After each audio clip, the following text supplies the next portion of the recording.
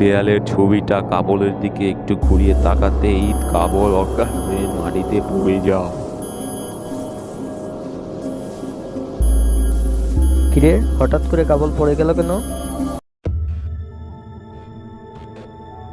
কে তুই? আ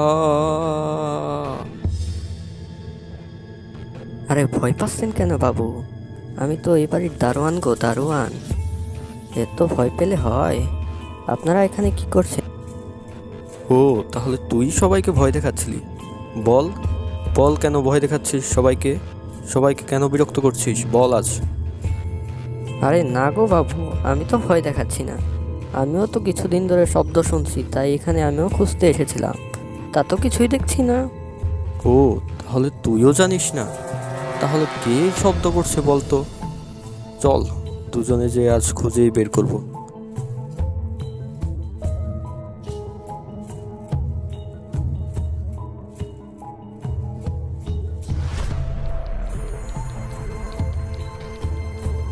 কে কে এইখানে যে সবাইকে ভয় দেখাচ্ছে?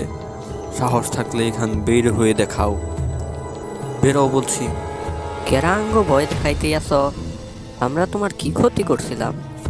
আমরা সহজ সরল মানুষ, এখানে ভয় দেখাচ্ছ কেন? কাকু, আমি এই বাড়ির মালিকের ছেলে। আমি এখানে আটকে পড়ে গেছি, আমি বেরোতে পারছি না। আমাকে একটু বাইর করে দাও না এখান থেকে। ও, এই ব্যাপার। তো চলো আঙ্গোর সাথে, আমরা তোমাকে বাইর করে দিব। হ্যাঁ হ্যাঁ, চলো আমাদের সাথে আসো, আমরা তোমাকে বের করে দিচ্ছি এখান থেকে।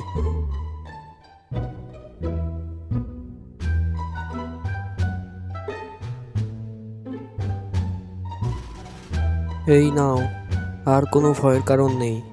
এই ছেলেটাই বাড়ির ভিতরে ভয়ে কান্না করত, তাকে আজ বের করে দেওয়া হচ্ছে এবার থেকে। আর কেউ ভয় পাবে না এই বাড়ি দেখে।